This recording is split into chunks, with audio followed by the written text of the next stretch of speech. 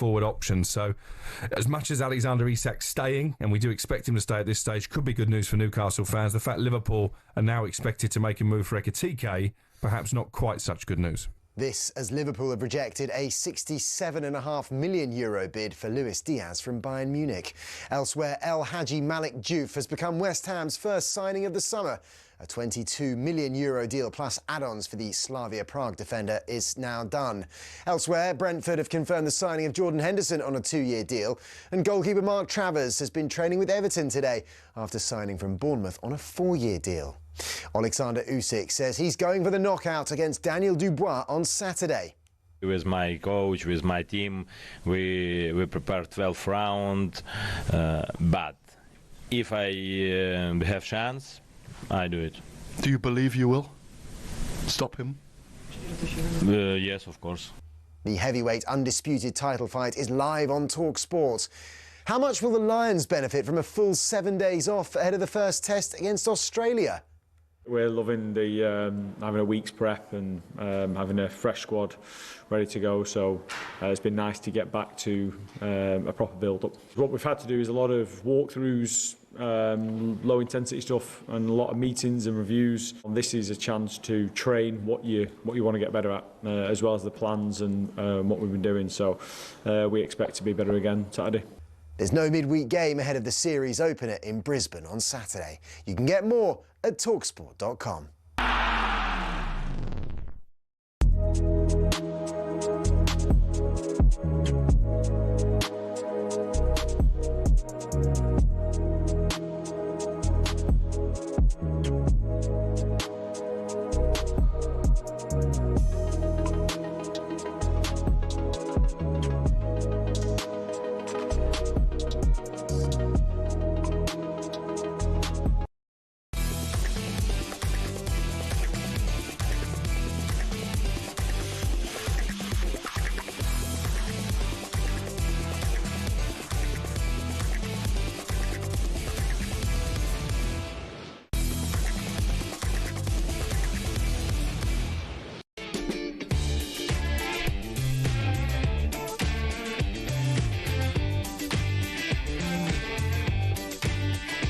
Well, a very, very good morning. This is the Early Breakfast. We're with Adrian Flux, insurance for the individual. You can find out more at adrianflux.co.uk. I'm Sam Ellard, building up the talkSPORT breakfast at 6 when, yep, it's Wednesday, not Friday, but it's Alan Brazil and Ray Party Parlour. Wednesday, 16th of July, 5:03. Hope everybody is fit and healthy this Wednesday morning with what's coming up over the next hour. Good morning to the great Sam Stevens. Yes, good morning, Sam. Well, we've got loads of you coming up today. We'll talk a bit about Alexander Isak's future, what it might mean for Newcastle, and whether it could bolster Liverpool's title chances. Is he heading for Anfield? We're on the cusp of the Women's Euros and the first Lions test. We'll get all the latest from Switzerland and from Australia, of course. We'll get the rest of the latest transfer news this morning as well. Plus, we've got loads more for you, including a dive into the papers. This is the Early Breakfast on talkSPORT with our good friends Adrian Flux, insurance for the individual. You can find out more at adrianflux.co.uk. Are you ready for, I don't know, when does the transfer window end? Are we looking at 8 weeks, possibly 7 weeks, ballpark, give or take? Are you ready for 7 weeks of 24/7 chat about Alexander Isak moving to Liverpool? No. There's nothing worse. You better get ready for it. There's nothing worse than a drawn-out saga, is there? I mean, I know that we all love the will he, won't he nature of the transfer window. That's what it's all about. talkSPORT, we sort of thrive in those environments of bringing you the very latest news. We always want to bring you up to date with what's going on. And, of course, we've got our team, Ben Jacobs and Alex Crook, on the inside of these matters. But, yes, I mean, I'm not sure I can deal with 7 weeks of the transfer story. I think you better get used to it, Sam. Really? You think it's going to last that long, do you? Well, I don't know. Until the window closes, possibly. So, apologies if I'm veering off here slightly, because I appreciate the story this morning is that Liverpool are interested in Alexander Isak. I was reading this inside the Mail, and it says, aside from Isak and Ekitike, Liverpool have discussed Aston Villa's Ollie Watkins. That seems quite normal. And Johan Visser, the Brentford forward. Victor Osimhen has also been a name mentioned. This all makes perfect sense. It then says in the Mail, Dom King writing this, very well connected, Manchester United star Marcus Rashford's name was even floated during the conversation, but nothing has progressed beyond that. There was little potential for a deal to be pursued, given the question mark about Rashford's form in recent seasons and the rivalry between the clubs. I would love to be in the Liverpool boardroom where someone says Isak, someone says Ekitike, Watkins, Visser, Osimhen, and somebody throws the name Marcus Rashford into the conversation. That blew my mind this morning. I feel like there might be some kind of insider going on there. There might be some kind of, Is there a Man United mole in there trying to be like, sent into the camp to try and... Have you seen this guy in Old Trafford? His career needs to be rejuvenated. I mean, yeah, not only is that baffling in terms of as a link from Liverpool's point of view, but also, the transfers between Liverpool and Man United, no matter whether it's even on loan, they just don't happen, do they? No. Those kind of things do not happen. No. So very bizarre link that. And you think there's other names in there. Most of them is pretty self-explanatory, aren't they? Really? Yeah, they're all really, really good players. So yeah, I'll do some back page headlines in a second, go into more detail on Alexander Isak. But have you seen Scotty Scheffler's press conference, Sam? Yeah, it is absolutely remarkable. Now we're talking about the fact that the Open kicks off tomorrow, or tees off tomorrow, I suppose, live on talkSPORT, and he's basically come out and said that he is enjoying playing golf at the moment, and it's obviously paid him very handsomely, and he's the best golfer in the world, but he might get out if he can't be bothered to play anymore, effectively. It was great because, so often we talk about these sportsmen not being honest, almost sort of running out the same cliches, and it's all a little bit predictable. It was quite refreshing to hear and watch the best golfer in the world, one of the best sports stars on the planet, just be so open and honest, where he was basically like, winning isn't satisfying. It doesn't fill in with joy and excitement. He was talking about the next generation. Like, I don't care about the next generation. It's not something that interests me. And most people would have watched that and thought, you've won 3 majors in the last 3 years. You won £100 million in prize money in the last 3 years. And that's not satisfying. But hey, each their own, right? Everybody's got their own sort of things that gets them ticking, right? Do you think you'd get away with saying that this morning? Sam, you said, well, you know what? It's not, the radio presenting just doesn't do it for me. Honestly, I'm here, but I can't bother with it anymore. I find this the most boring thing in the world, Sam. Yeah, I hate every single second of this. And the next generation, nowhere to be seen, hopefully. To be honest, he won't be the first sports person to come out and admit that he's not actually that bothered by the sport that he plays, which I'm not saying he isn't, by the way. He's obviously the most high profile to come out and say something like, this is the best golfer in the world. The world number one, who's won 3 majors and dominated the sport in the last couple of years.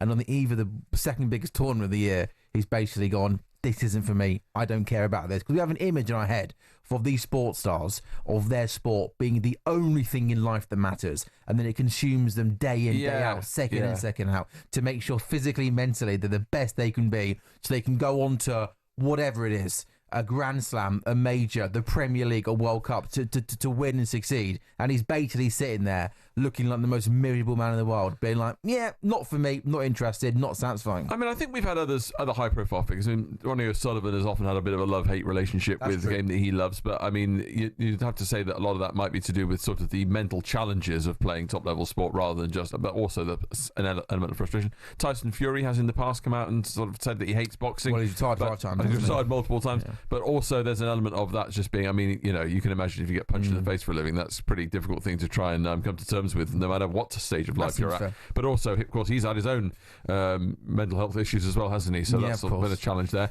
But I think you're right in terms of somebody at the top of their game who doesn't seem like they are sort of, there doesn't seem to be any kind of issues there. It just seems to be that he's just coming out and being completely honest about it. Ben White's another one, by the way, who said he doesn't particularly enjoy playing football, but obviously he's very good at it. It's all set up now, isn't it, for one thing, and that's Scotty Scheffler to win the Open on Sunday. Yeah, exactly. By about 6 shots and win his 4th major. But do you think there's an element, Sam, in that maybe because he doesn't have as much pressure on himself because of the way that he has his outlook on the sport, that makes him sort of, it's almost easier for him to deal with that pressure?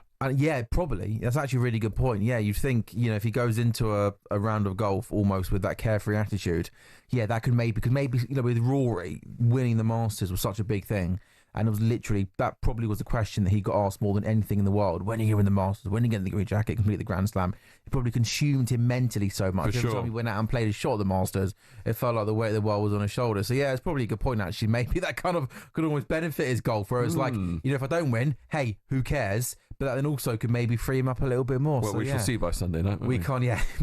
He might have made the cut now, said that. Sam Stevens, thank you very much. So let's get into then, shall we, a bit more detail on the Alexander Isak story. I'll read this on the back of the mail from Dom King. Liverpool are prepared to smash their transfer record for the second time by landing Isak. Newcastle are adamant Isak is not for sale, want to enhance his £120,000 a week contract, but talk stalled earlier this year and there has been no progress since. It will take a British record fee of at least £125 million to sign the Sweden international, but Liverpool's intentions are cleared. They will move if they receive encouragement.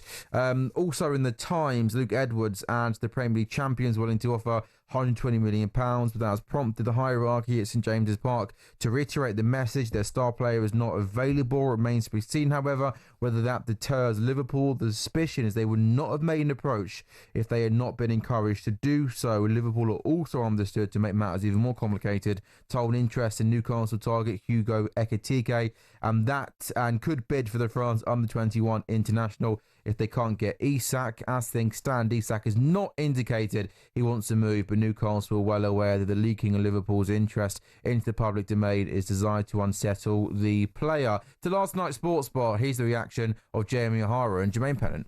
I think if you put this team together that they've put together, Florian Wirtz, Frimpong, Kirkes, you bring in Isak as well, you've tied down Salah, you got Van Dijk. I mean, we are looking at a super team all of a sudden. Well, what you're looking at now, you're not so much relying on Mo Salah for his, 25, 30 goals a season. That gets you. He's going to be able to relieve a little pressure now because you've got a man, Isak, with over the last 3 years, he scored, in the 20s. Yeah. You've got Cody Gakpo, who can also score goals. We know, I think he got double figures this last season. Yeah. Bringing in Wirtz, who can score goals, who can assist goals. So there's a goals in there in abundance, and that's what makes Liverpool scary. And if you keep Diaz as well, he got 13 goals last season. Yeah. So you're looking at just an absolute mammoth of a firepower going forward. Here's Newcastle fan Dave. Lots of Newcastle fans getting involved. Dave thinks that £130 million for Isak, no way they're selling. Jimmy, I'm telling you now, Isak is worth £180 million. Come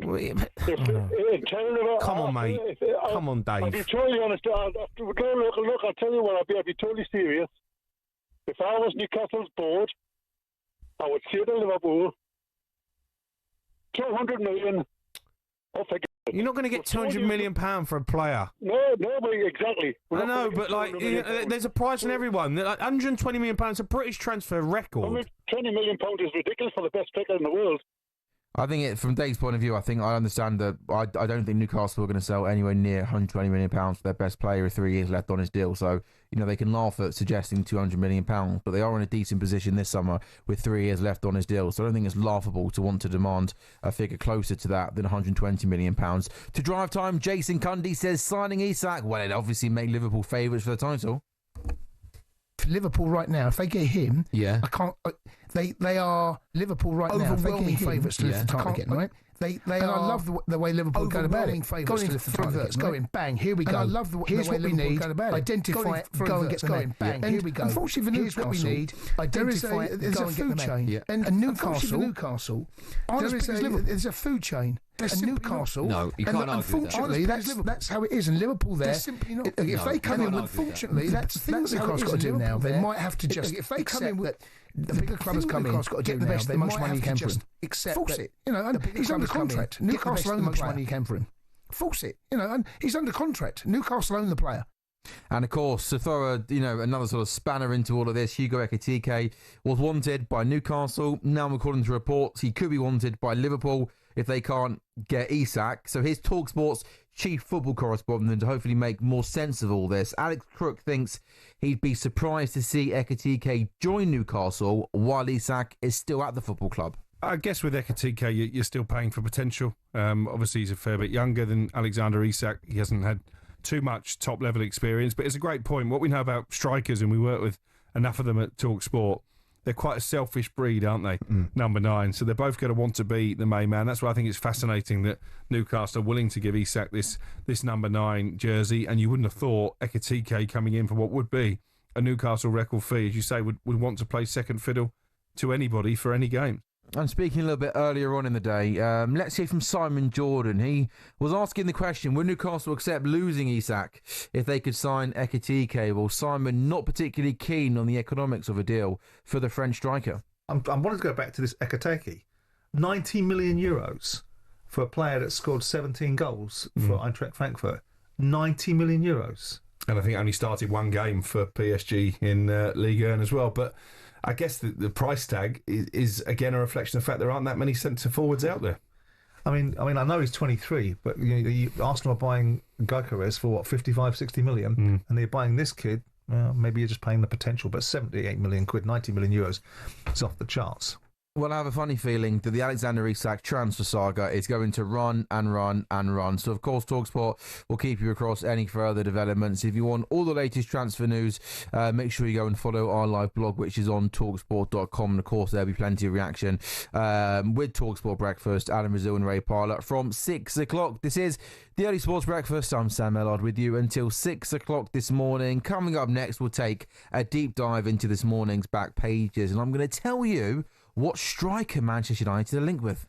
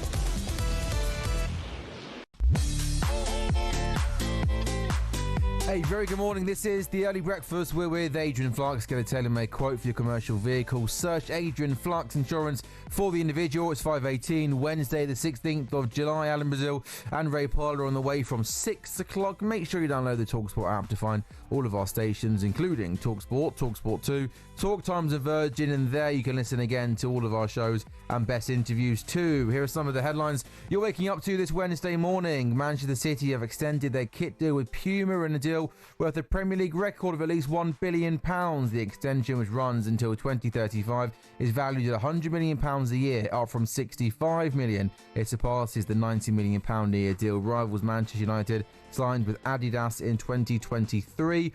Bournemouth announced plans to almost double the size of their Vitality Stadium. They want to increase the capacity of the 20,200-seater stadium up from just over 11,200 by August 2027. It's currently the smallest in the Premier League. And to golf, world number one Scottie Scheffler has vowed to quit golf if it starts having a negative impact on his family life. The American will tee off in the Open Championship at Royal Portrush this week. It's hoping to lift the claret jug for the first time. He's questioned why winning is so important. I'm not here to inspire somebody else to be the best player in the world, because what's the point? You know, this is not a fulfilling life. It's fulfilling from the sense of accomplishment, but it's not fulfilling from a sense of like the deepest, places of your heart. You know, there's a lot of people that make it to what they thought was going to fulfill them in life, and then you get there and all of a sudden you get to number one in the world, and then they're like, what's the point? And, you know, I really do believe that, because, you know, what is the point? You're like, why do I want to win this tournament so bad? That's something that I wrestle with on a daily basis. It's like showing up at the Masters every year. It's like, why do I want to win this golf tournament so badly? Why do I want to win the Open Championship so badly? I don't know, because if I win, it's going to be awesome for about 2 minutes. And then we're going to get to the next week, and it's going to be like, hey, you won 2 majors this year. How important is it for you to win the FedEx Cup playoffs? And it's just like, we're back here again, you know? So we really do. We work so hard for such little moments. And, you know, I'm kind of a sicko. I love putting in the work. I love being able to practice. I love getting out to live out my dreams. But at the end of the day, sometimes I just don't understand the point. Well, there we go. I have to say, I mean, thank you, Scotty Scheffler, for the honesty. I mean, it's open. That whole kind of, not rant, but that kind of speech, the whole thing lasted around 5.5 minutes. The full thing you can find on Twitter. But yeah, quite different, isn't it, to hear the kind of the world number one in his sport, 3-time major champion, someone that's made £100 million in the last few years, kind of speak like that. But hey, if that's how he feels, that's how he feels. And yeah, he tees off tomorrow at the Open. And of course, talkSPORT 2 will be the place to be for live coverage from the Open at 5:21. Sam Stevens back in the studio for a deep dive on today's newspaper, Sam. And, you know, we spoke about Alexander Isak. There's a bit of Scotty Scheffler on the back pages, but, I mean, it really is dominated by the Newcastle striker, isn't it? Yeah, of course, Isak all over the back pages. On his bike is the back page of the Sun this morning. Kopp's Isak swoop, back page of the Mail. Reds need 120 million and Toon U-turn is the back page of the Express. And on the Mirror, Reds sack race. Very good. Kopp must smash transfer record to tempt Toon to sell £120 million superstar Alexander Isak. Now, obviously, it goes without saying, Sam, that as a Liverpool fan, you would welcome Isak to Anfield. But from a Newcastle perspective, it's difficult to know what they, apart from the money, it's difficult to know what they stand to gain by losing Isak in this window, isn't it, from their side, in terms of their aspirations for this season? I've always thought, while he's had 3 years left on his deal, I've always thought doing a deal this summer would be almost impossible. We heard that clip earlier, that Newcastle fan on the sports bar almost saying, you know, if you want him, it's got to be close to £200 million. Yeah. And the boys were laughing at him. I don't think that was a funny thing to say.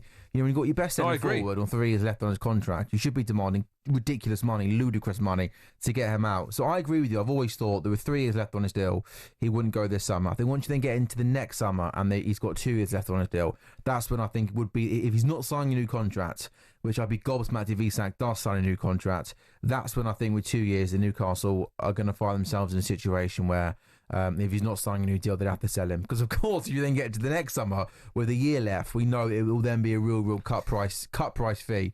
So I think the 2-year mark would maybe be a more reasonable opportunity for another team to sign him.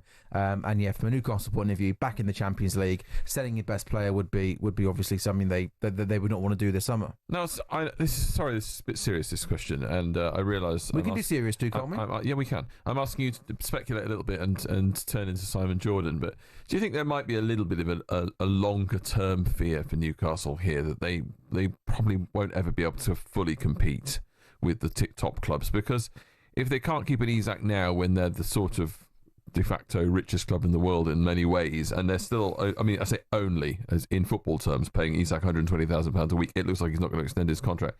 Would you have fear there that perhaps that this is sort of their ceiling? So at the moment, with the way the PSR works in football, and again, I'm not Simon Jordan, but we're all aware roughly of what PSR is and how it operates. And Newcastle are the richest club in the world, but as we know, Newcastle are not able just to go out there and spend £400 million this summer and £200 million in January. I think while the PSR rules are in place, then yeah, I think it is incredibly difficult for a team like Newcastle to get near your teams like Liverpool's, because there is a limit on what they can spend. And obviously for Newcastle, you know, to compete for the title next season, they are going to have to spend money. And look at how strong Liverpool are. We expect Man City to be stronger. Arsenal are busy. They're going to have to spend money. So I think, obviously, keeping Isak is clearly something that's also important. But I think with the current PSR rules and restraints that are in place, that's also seriously hamstringing clubs like Newcastle in terms of ambitions to be able to win the Premier League and get above teams like Liverpool, Man City. And do you think it says anything for, again, we'll move on from Newcastle in a second, but do you think it says anything for Eddie Howe if Newcastle lose Isak? Do you think that in what way? Do you think that I think Eddie Howe is an exceptional coach? I think if you look at the players at Newcastle, he's improved virtually all of them, I think, in the time that he's been there. And I think that in that sense, it feels like he could possibly even take a step up if necessary, if he was thinking, if there was any problem between him and the board or whatever, to possibly a club that's challenging for the very top honours every year. Now, I don't know whether that could happen or not, but if you look at the way that he's improved players, that may be the situation. But do you almost feel like Eddie Howe isn't a big enough name for Newcastle for where they want to be in terms of being able to keep a player like Isak at the club? Is that too harsh? Yeah, I think that's harsh. Like, I don't think Alexander Isak's final decision in terms of leaving is to be like, he doesn't like Eddie Howe or doesn't rate Eddie Howe. So no, I think that's maybe a little bit unfair. If Pep was there, though, would Isak leave? If Pep's at Newcastle, I think if Pep's at Newcastle, this Newcastle and Liverpool come calling, I still think he's going to be open to go to Liverpool. Yeah, I think so. I really rate Eddie Howe as a coach. I think he's a top coach. Done an amazing job at Newcastle. I think the work he did at Bournemouth, taking them from the bottom of the Football League up to the Premier League, was an incredible effort. And I think they're a really, really good fit. But no, I don't think that. I don't think Eddie Howe would be something that would want to make Alexander Isak make a move. I just think simply it's going to be the low of Liverpool. Liverpool are the Premier League champions. Look what they're doing with signing players like Wirtz and Frimpong and Kirkes and whatnot. Massively, I mean, this Liverpool team now that you're thinking, maybe isn't just going to look to dominate the Premier League in the next few years. But Liverpool get Isak. I mean, goodness me, that's a team that could dominate European football for the next few seasons. Yeah, I don't think anyone saw this coming either, did they, with the Liverpool splurge? I mean, I knew there was going to be a big summer, but in terms of spending at the sorts of levels where you've seen Manchester City, I know Man City have actually, they've spent big, but they've spent widely rather than spent massive on one particular player, Grealish aside. But if you look at that, you sort of think Liverpool are trying to compete now at those types of levels, aren't they, in terms of almost, as you say, like trying to dominate an era, which is impossible for a club other than City to do over this time period, isn't it? No, completely agree. There's one other transfer story, Sam, that caught my eye in the Sun this morning. This would be remarkable. Martin Blackburn, Nicholas Jackson is high on the list in Manchester United's hunt for a striker. Red Devils boss Ruben Amorim lost out when a move for Delap to Chelsea. Gyökeres is going to go to Arsenal, we think. Osterman possibly back to Napoli. Now United have inquired about Stamford Bridge number 9, Nicholas Jackson. What are your thoughts on this? Well, I mean, Jackson wouldn't be the top of my list, if I'm honest, Sam. I don't think he is the final, the finished product, or the end. He's got the end product that United really need in terms of as a goal scorer. He's probably an upgrade on what United have. He's probably got a bit more dynamism than some of the players that United have currently got. He's a bit more mobile than Højlund, isn't he? But I don't know. Is this the sort of the level that United are having to be shopping at the moment? I'm not sure, to be honest. I mean, I'm not I think he's a decent player. I'm not a massive Nicholas Jackson fan. I think he's incredibly inconsistent. I just can't believe that. I appreciate Man United aren't in a position themselves to go and sign someone like Alexander Isak now. So sure, they've got to lower their expectations. But I can't believe that with all the data and recruitment stats and numbers that the football clubs have now, that Nicholas Jackson would be the number one striker for Man United this summer, because I'm not a massive fan of Højlund and Xerxes, but you need someone better than Nicholas Jackson. No question. Really, really do. Yeah, and I heard quickly link United with Purvis Estepinian yesterday of Brighton, obviously fullback or wing back in this case. Left back. Great. I think that's the sort of player United should be targeting. A player like that, Premier League experience. We know he improves what United have got. Fantastic. Nicholas Jackson feels to me like, as a lot of times when United link with Chelsea players, it's just being able to buy from Chelsea because Chelsea are willing to sell. You know what I mean? It's like an easy deal to do in some ways. Not easy, because there's no deals easy to do, but you can get players out of Chelsea, and therefore it's sort of quite a lazy approach to go to Chelsea and buy players if they're just because they can sell them. I think United have got to be targeting Amy a little bit higher than that, to be honest, rather than just going for the easy tap-ins. A possible front three, by the way, of Cunha, Bruno Fernandes and Nicholas Jackson. There's a lot of hot-headed footballers in there. Cunha and Jackson in particular are known for their sort of, lashing out and stuff like that. Bruno wears his heart on his sleeve. I mean, you might not have 11 players on the pitch too often next season, right? No, that's a very good point, actually. I think perhaps there's red card galore for Man United next season. Lastly, Jofra Archer says he's raring to play in the final two match of the India series after bursting back into the Test arena by taking 5 wickets in England's 22-run win at Lords. His long-awaited return playing in his first Test since 2021 was a huge success as the seam bowler hit impressive speeds, recording the fastest over in Test cricket by an England player. Now, obviously, this bodes well for England. Do you think that they have I mean, it's a stupid question, really. Do you think they have a better chance of winning this series with Jofra Archer in the team, or do you think he's still a bit of a wild card at this point? No. 100% got a much better chance of winning with Jofra Archer in the team. I think he showed his class in that Test match. He bowled beautifully in both innings. Picked up big wickets, important wickets for England in important times. What's good about the third Test match finishing on Monday and the next Test match starting a week tomorrow, is quite a big gap, 10 days in between the two Test matches. So that should give him enough time to rest and be ready to go next week. England would love to have obviously win that Test match and maybe not have to play him in the fifth Test match if the series is wrapped up. So all being well, fitting ready to go for the fourth Test match. And if there was any doubt, I think, about Archer's quality and his ability to maybe come back and hit the high levels, forget about it. He showed at Lords that he bowled quickly, he bowled well, he picked up wickets, he had that fire, energy. And the best thing about all of this, by the way, is that in a world where there are T20 tournaments galore, and it could have been so easy for this guy who was injured, short career, nearly 30, to come back and just play T20 cricket. He could have gone around the world and played in 3, 4, 5 different leagues at a time and earned lots and lots of money. T20 cricket, bowling 4 over spells. I love the fact that he didn't want that. I love the fact that he's always wanted to come back and play Test cricket and put his body on his line. And I think that's really refreshing, and that's a good place to be. Thank you very much. Good stuff. It's 5:30. Coming up next, we'll continue to build up to a massive few days of sport. Lionesses in action tomorrow, the Open, the Lions, boxing, so much going on.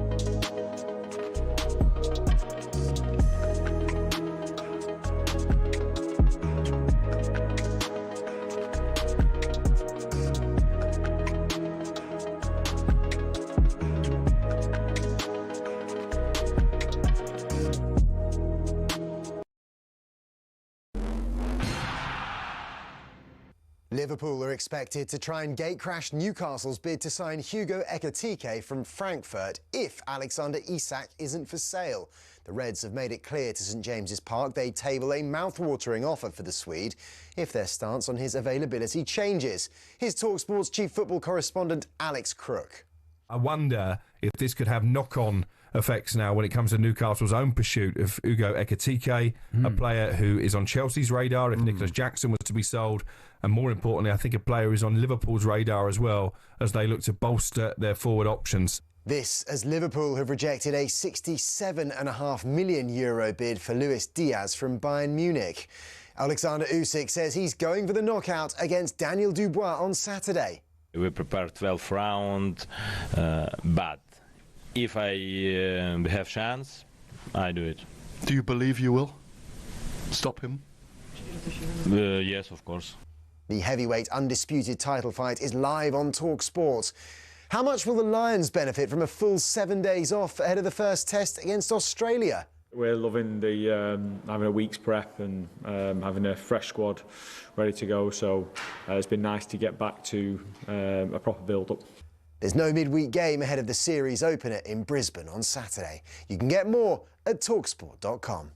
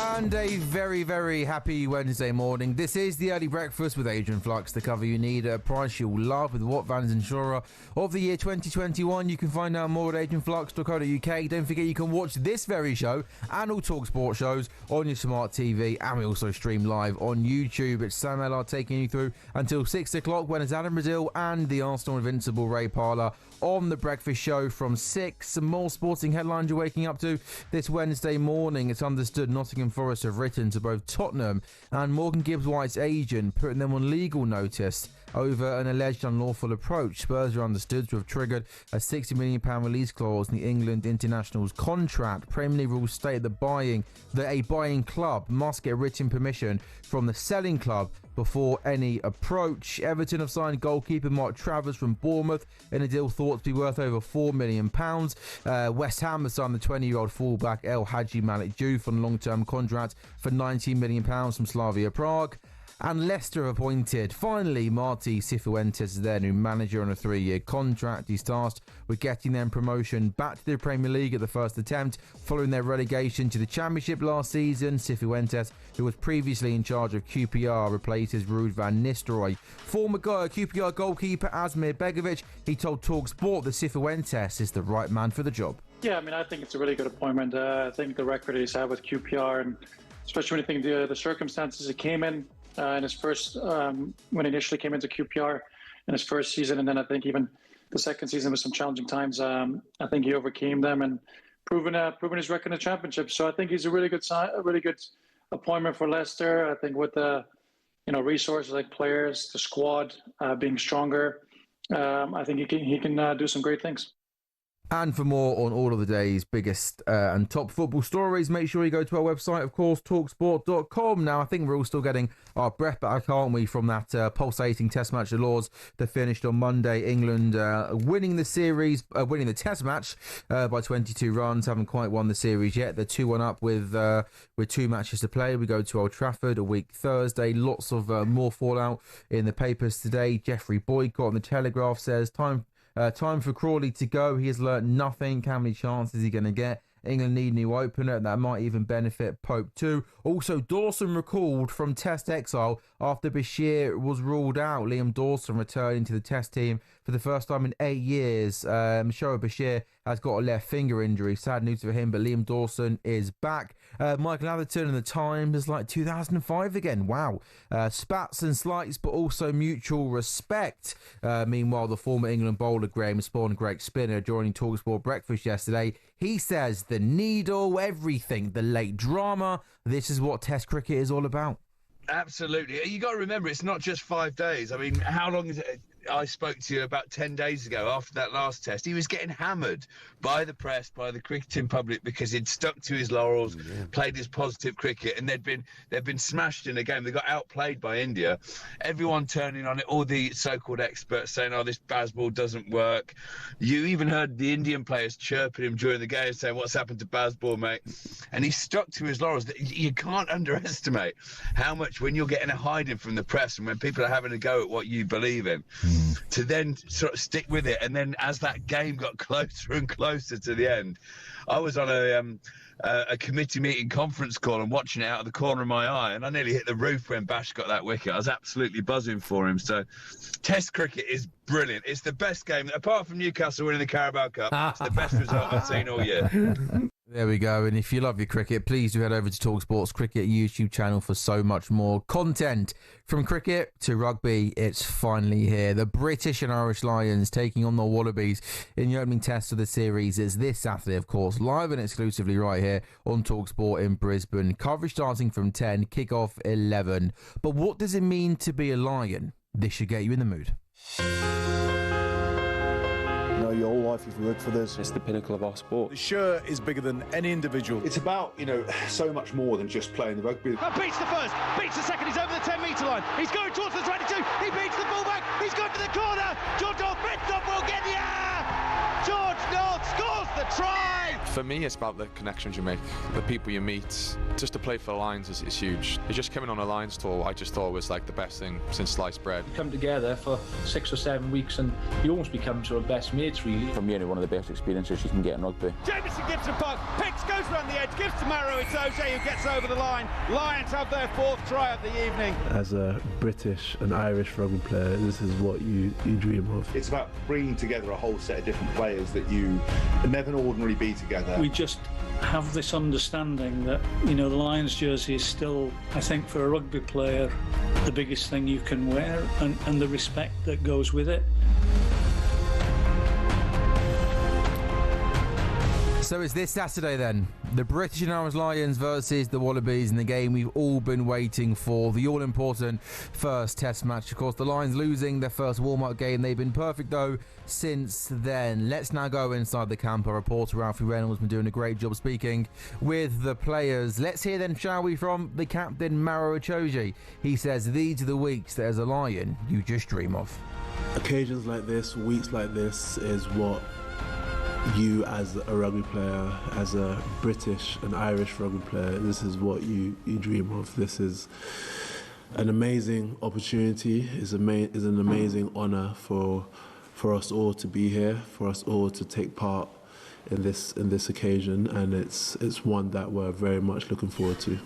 So it gets going this Saturday. Shabana Hearn going to be your host. She'll be joined by a legend of the 2013 Lions series Down Under, Alex Cuthbert, as well as the Wallabies all-time record try scorer David Campese, and your commentary team of the former Lion Ben Kay and Andrew McKenna. Saturday morning, build up 7, build up at 10. The game will start at 11. Time now though for this. It's a front page throwdown. Oh, what a move! The front page is first on the early sports breakfast. Talk Sport.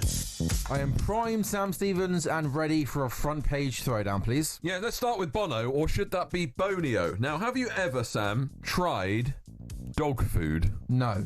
Would you ever? No. Looks disgusting. Well, in that case, you're one ahead of our friend from U2. Oh, really? Bono has admitted he stooped to stealing his pet's food after craving meat when his wife Ali turned veggie. The U2 frontman told the Ruthie's Table podcast, "I recall coming home on the weekend and she was cooking.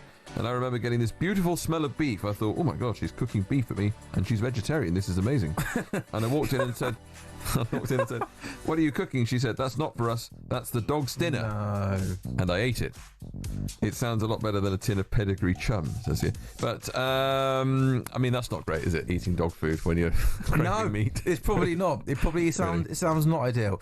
Yeah, not great, not ideal. You'd think that, if your other half wants to be a veggie, absolutely fine, respect that. Yeah, but very good. They could probably live in a you think they could live in a house where maybe one does eat meat and one does, could she not? No, that's definitely provide plausible. The husband with meat and she eats something else, So yeah, I have to say, I think life's too short to be eating a dog's food, right? I mean, I know it can be a bit of a nuisance having to cater for two different diets, not ideal, but such is the modern life. It's hardly a great hardship that you need to eat dog food, I don't think. Now, Stephen Gerrard's become a granddad. Did you know this? I actually didn't know this, no. At the age of 45. Wow. That's pretty young, isn't it? Yeah. The Liverpool great's oldest daughter, Lily Ella, announced yesterday she'd given birth to a baby girl. She's 21. She posted a picture of her boyfriend, Lee Byrne, walking along a hospital corridor holding a baby carrier in his left arm. Yeah, that is the photo shot now. Like, if you don't do that photo, there's no point in having a baby. Do you think? Is that the one honestly. That is the shot. Yeah, baby carrier. I haven't seen that specific photo, but I can picture it. Yeah, it's that one in the hallway. Is the back? Have you got the picture there? No, I haven't got the picture there. It's probably on social media. Yeah, the back will be to the camera. So if you ever do, that is the one, isn't it? To make sure you get that photo. Yeah, see, I mean, I wonder how old or how many years it will take for the baby to realise that his granddad is Stephen Gerrard. It's a great question. And when he does realise, will he care? Oh, I'm guessing he will care. Do you think? It must be quite cool having Stephen Gerrard as your grandfather, right? Yeah, that's true, actually. Yeah, that's true. Like, imagine going to school at 7 and being like, yeah, Stevie G's my granddad. Do you think you'd be impressed with your granddad or unimpressed with your dad? Good question. No, I think I'll go for the glass half full and say I'm going to be quite impressed that my granddad, Steven Gerrard. Well, imagine that. Imagine hating on your dad because he's not your granddad, Steven Gerrard. Poorly Burns. Seems a bit harsh, doesn't it? Yeah. Now, how about this? This is a fascinating story this morning. Nostalgia-mad crisp makers have created an oddball 9-volt battery flavour in a nod to the 90s trend for licking them. Do you remember doing this when you were younger? Did you ever lick a battery back in the day? No, I'm not going mad. Did you ever lick the tip of a battery back in the day? Honestly, I've never even heard this was a thing. You've never heard this as a thing? Well, this was a thing? Yeah, it used to be a thing back in the day at when I grew up at school. You would lick batteries? You'd lick people with, not routinely. You don't just go around sort of, where can I find the nearest battery? But occasionally you might sort of, if you're a bit bored in a lesson or something and there was a battery around, you might lick the tip. Why though? What was the reason behind it? Because it had a sort of zap of sourness on the end of your tongue, right? I bet Stewie can nod and approve of this. I don't know, I can't see his face. Really? It's a thing. This was a thing, right? It was a thing. Grub brand Rewind is releasing the snack to resurrect memories of youngsters enjoying the thrill of putting their tongue on batteries to get a zap of sourness. Chef and flavorist Matthias Larsen, who created the 9-volt battery flavour, said, "We used a blend of citric acid and sodium bicarbonate," sounds healthy, "to create the tongue-tingling effect and balanced it out with mineral salts which give the chips a metallic tang." Now I'm going to really put you on the spot here. This is a difficult question. Childhood flavour that you'd love to replicate in a packet of crisps. Go on. What do you mean childhood flavour? What flavour from your childhood would you put in a packet of crisps? God, that is putting me on the spot. All right, well, so I'm supposed to have... Hold on, you must have enjoyed... I mean, I know you're only a wee whippersnapper, aren't you? You're not exactly old, but there must have been things back in your childhood that you thought, oh, that's a rather nice taste, even if it's slightly unconventional, like sweets, or whether it's any kind of chocolate bars that are not here anymore. Oh, sorry. I thought you meant other things like batteries. No. Twix. Yeah, but they're still around. Oh. I'm thinking about stuff that's not necessarily, you can't necessarily get hold of very easily these days. Goodness me, I've put on the spot here, haven't you? Well, if anyone's got any suggestions, feel free to text us 81089. Essentially, the crisps are going to taste like the batteries that you used to lick back in the day. Yeah, which, to be honest... Why are you licking batteries? I think that would be an interesting sensation, but I'm not sure you'd want a packet of them, would you? You wouldn't want a packet of battery-flavoured crisps, really. That's a bit of a... No. I think that's a bit far-fetched, that. Do you think you can get some and bring some in for us? Do you want me to see if I can get hold of some from this particular brand? That would be... Have you tried that new sandwich? What's that sandwich now from M&S? Oh, strawberries and cream. Yeah, have you tried that yet? No, I haven't. I must admit, no. Do you think that's a bit of me, that strawberries and cream flavoured sandwich? I can imagine you and the other half enjoying a strawberry and cream sandwich. I think they're available from the nearby outlets. I'm sure perhaps I should get my hands on it. I'll bring in that sandwich tomorrow. You bring in the battery flavoured crisps, and we'll have the most rogue breakfast at 5:30 in the morning of all time. I'll do my best. The headline really should be assault and battery, shouldn't it? Oh, very good. Very good. I've got one more, do you? Yes, I've got one more. Spoiling me this morning, aren't you? Brits are bigger potty mouths than Americans and Australians, a study has found. Yeah, that doesn't surprise me at all. New findings have shown that people in the UK swear more than those down under or across the pond. Some 57% said they swear most days, compared to just 47% of Australians and 39% of Americans. I'm not going to read the top swear words because that's inappropriate for 5:47. No. But I can ask you, Sam, are you a serial swearer? No, not anymore. Used to be when I was younger, but then I've grown up and mature. But that does not surprise me at all. I mean, Brits love a swear word. They love dropping, the F-bomb, don't they, in front of everything? Because that doesn't surprise me at all. Yeah, there you go. I wouldn't associate Australians as being swearers. No, I definitely can't imagine Australia's swearing. I don't know. I definitely would, because they're all mad. Because everything in Australia can kill you, so therefore you have to be a little bit sort of eccentric, I think, to live in Australia. Right. But also, it's sort of the sort of thing where if you see a spider in your shoe, it's going to cause you to shout out something expletive, isn't it? And also, the other thing You're about not Australia, swear, are you? Well, sometimes. But the other thing about Australia is, you shouldn't forget this, Sam, is they're allowed to swear on radio. Even at 6 in the morning? Even at 6 in the morning, yeah. It's a bit more liberal with the old language. Therefore, I think that I'm surprised that we're ahead of the Aussies on that front. But obviously, it's because we're not allowed to swear in general public settings. So behind closed doors, we just go for it. We go for it. We go crazy. That's it. That was good, Sam. That was a real genuine thorough look of fun stories. This morning's front pages. We'll be back tomorrow morning at 5:40. I'm already excited for this time tomorrow. Can I just say very quickly, by the way, Tudor tomato sauce flavour crisps, says Pete and Gateshead, talking about retro flavours. Wow. And morning, says Paul from Cambridge, I think it's hot to be, it has to be butterscotch tart or a London cheesecake for a crisp flavour. Get in touch. 1889 on the text. It's the early sports breakfast with you until 6. Then it's a breakfast takeover. Not Friday, it's a Wednesday. Adam Brazil and Ray Parler.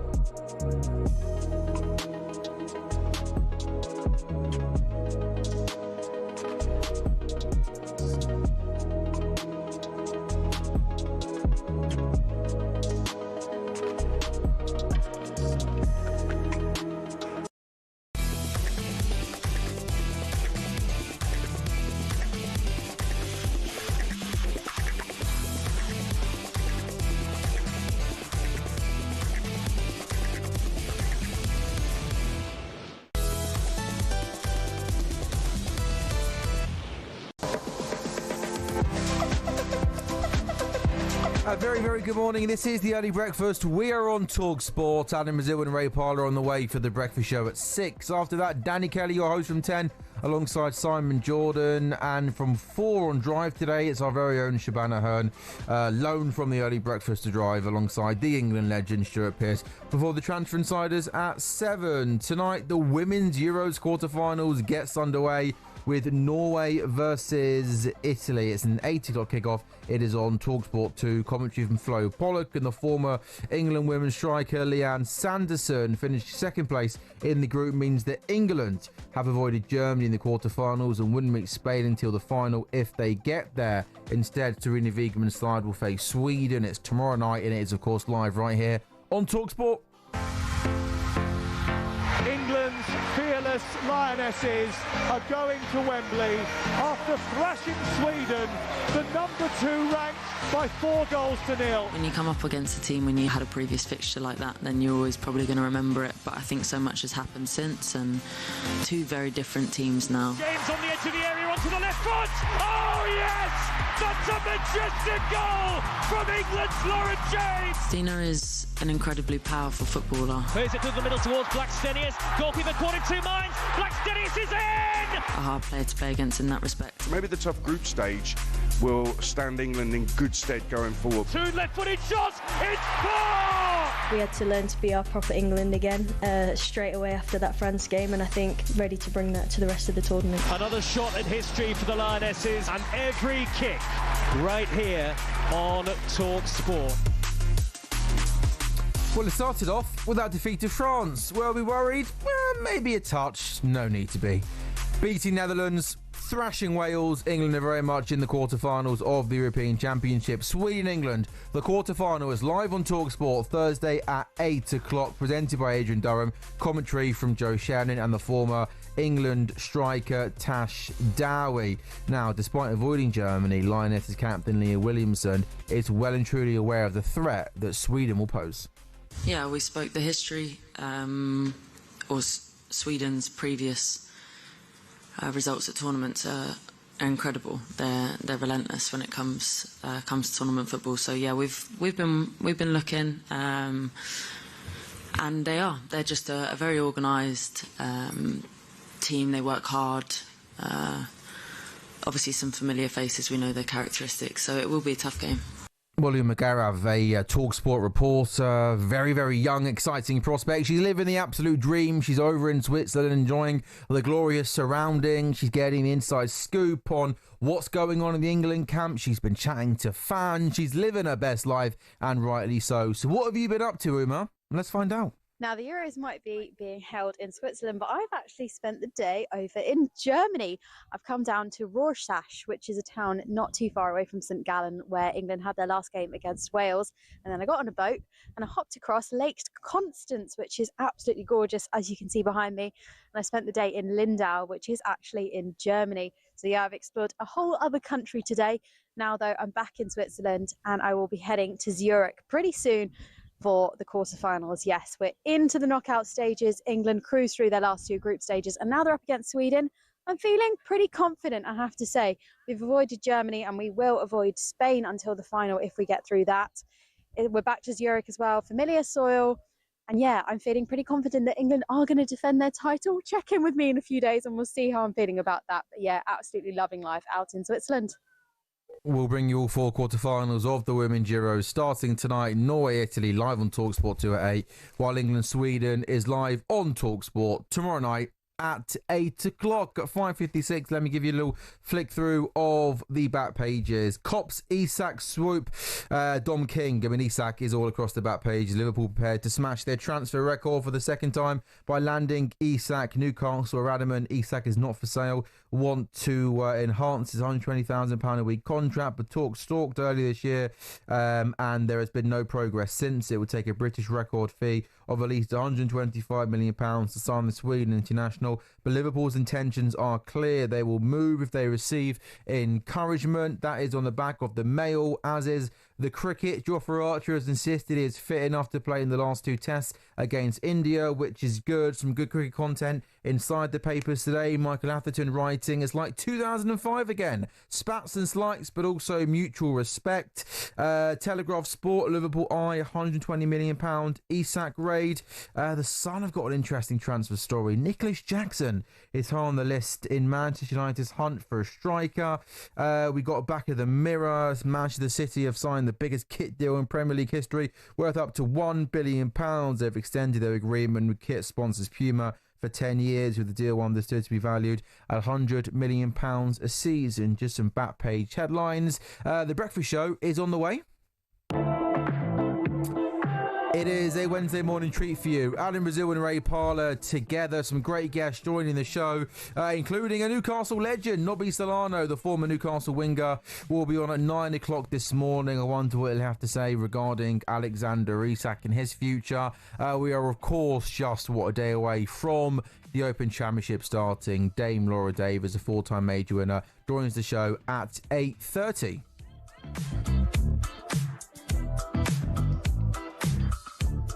You've been listening to The Early Breakfast with Adrian Flux, insurance for the individual. You can find out more at adrianflux.co.uk. Up next is talkSPORT Breakfast with Adam Brazil and the Arsenal Invincible. It's Ray Parlour.